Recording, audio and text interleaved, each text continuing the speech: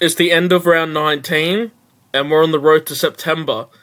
Let's have a look at the current ladder, some of the games that are remaining, and we'll see which teams have the easiest path to the big dance. So at the current moment, Fremantle are 3 games clear in first. They should be heavy premiership favourites. They've been the best team in it all year.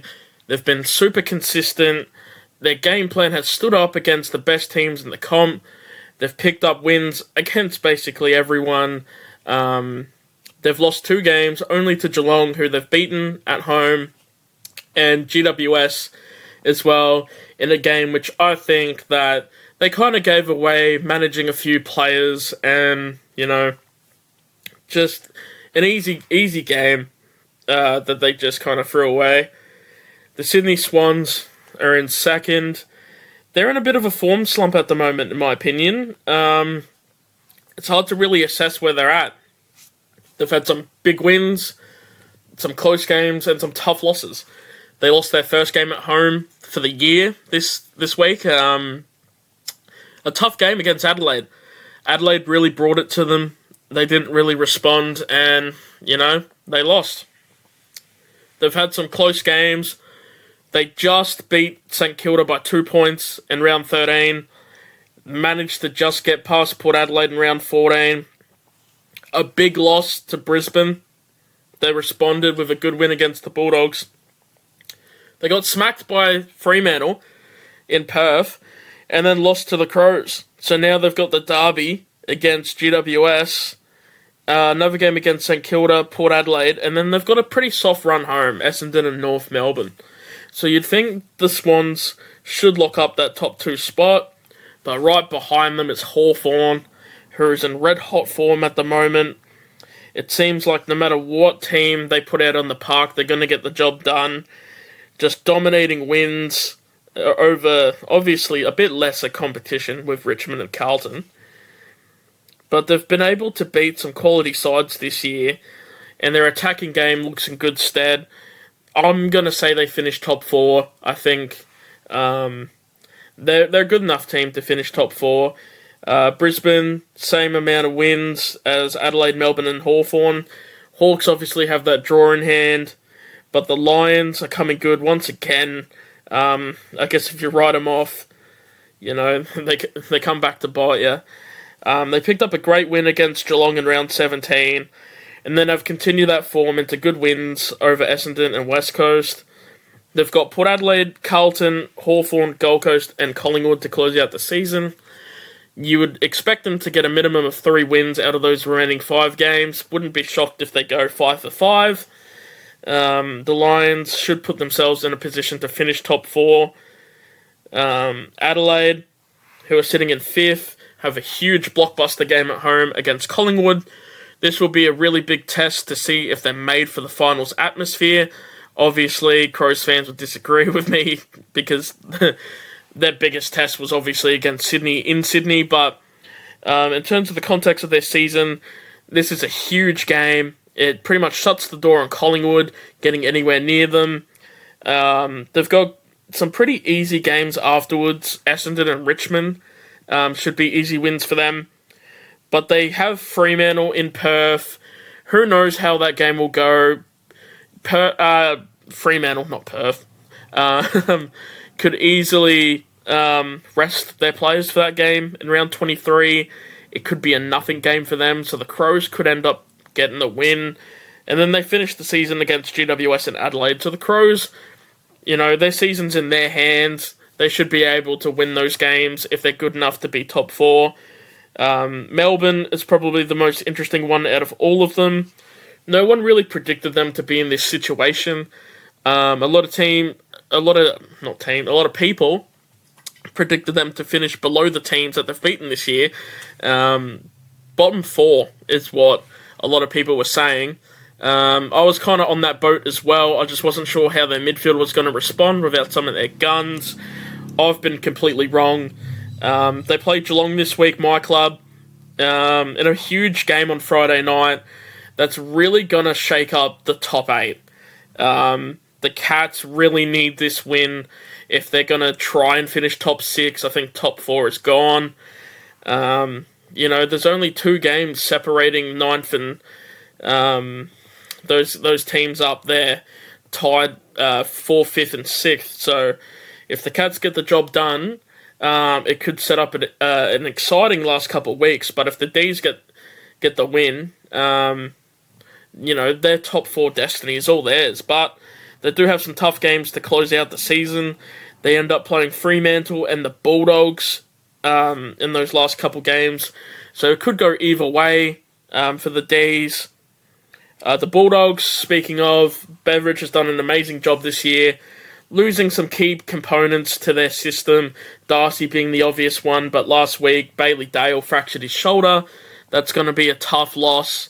They responded well, beating Gold Coast up at Gold Coast, but they're out of form, the Suns. So it's hard to really get a read on whether the Dogs are going to be there and abouts. They've got a solid team. I don't think they're going to make much noise, but they've got an easy win up against Richmond this week at Marvel Stadium, so you'd expect that to be a bit of a percentage boost for the team. But then it gets a little bit tougher with a game against Fremantle. But you do have some games against North Melbourne and Carlton, which are winnable. And then you finish the season at the G against the Ds, which could be game of the round for round 24. So then we move to Collingwood in 8th. And they're a team that has been in some really good form the past month. I think teams kind of expected the cliff to really come for Collingwood this year. They've had injuries, they've had debutants, they've had young guys come through, and they've still managed to get these wins in typical Collingwood fashion. They played a really good game against North Melbourne to bring that back. They look kind of lost, but the experience got them the win in the end.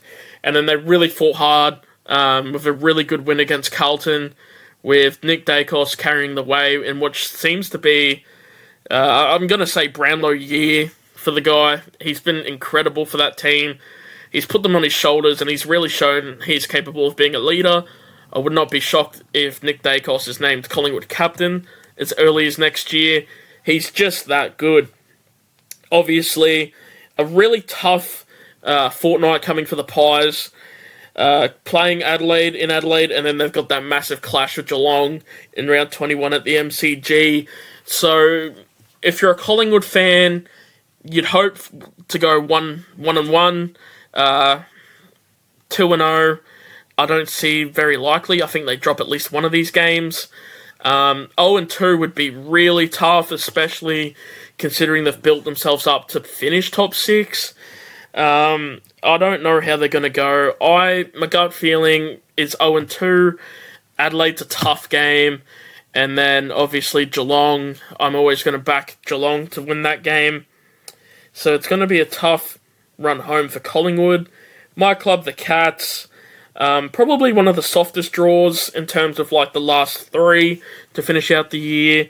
Tough fortnight against teams that are right above us.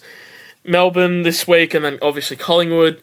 If we're able to get the job done against the Ds and the Pies, having Essendon, North Melbourne, and Richmond to finish out the season should see a high percentage boost. So if we finish tied with a few teams there, we should be able to get them on percentage, and I really think we're a good chance to go 5-0 to close out the season.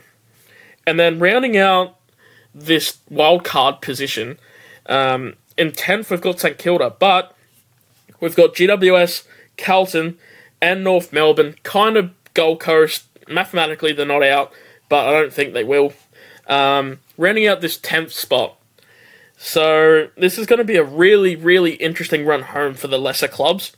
Starting off this week, actually, St Kilda played North Melbourne. So, that's going to be huge. Essentially an 8-point swing for whoever wins that. But the Saints have winnable games. They have Carlton, Richmond, and Gold Coast in the remaining 6. I think they're playing 4 quarters, Tough game against the Saints. Then they've got the Hawks, the Bulldogs, the Cats, and the Swans. It's looking likely they're not going to pick up a win for the rest of the year. But I think their year has been a success, regardless whether they make the 10 or not. And then lastly, the Gold Coast Suns. Big game against Carlton. And then they've got Melbourne, GWS, Brisbane, and St Kilda. So it's looking likely the Suns won't win enough games. I'd probably leave it up to St Kilda to get that 10th spot and close out the top 10 for the season. So let me know what you guys think about the season so far. Make sure to leave a comment on what you guys want to see in future videos. Who do you think is going to win the premiership? Is there a smoky in this top 10 that you think could win the flag? Could a team win the flag from outside the top 6? This is the first time we're going to be seeing a wild card being implemented. So could we see a team in that 7 through 10 spot potentially go on a dream run and win the flag? I'm not sure, but I hope you guys enjoyed this little bit of a chat, sort of like a rant video. Not much has been happening in the AFL world besides future coaching gigs. So, hope you guys enjoyed this video. It's a bit longer than usual, but appreciate all the likes and comments and all the things you guys say, positive or negative. I appreciate all the feedback and criticism. So, hope you guys enjoyed. I'll catch you guys in the video next week. Peace.